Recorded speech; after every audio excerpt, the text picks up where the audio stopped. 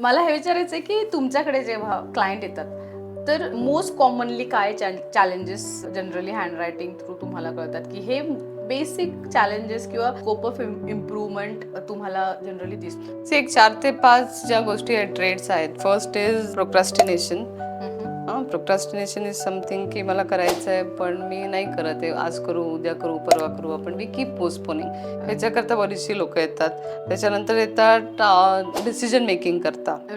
मग डिसिजन माहिती असतो काय घ्यायचा आहे किंवा घेता येत नाही डिसिजन. 2-3 ऑप्शन्स असले तर याच्यातलं नक्की कुठला मी घेतलेला डिसिजन बरोबर आहे का चुकेल, ही एक भीती असते.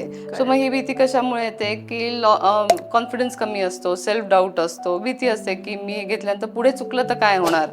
तर मग ह्या गोष्टींकरता लोक जास्त येतात. म्हणजे कॉन्फिडन्स, डिसिजन मेकिंग आणि प्रोक्रॅस्टिनेशन. काही काही लोकांना अँगर इश्यूज पण असतात, अँगर मॅनेजमेंट करता येतात लोक. सो हँडरायटिंग थ्रू आपण अँगर मॅनेजमेंटवर पण थेरपी देऊ शकतो.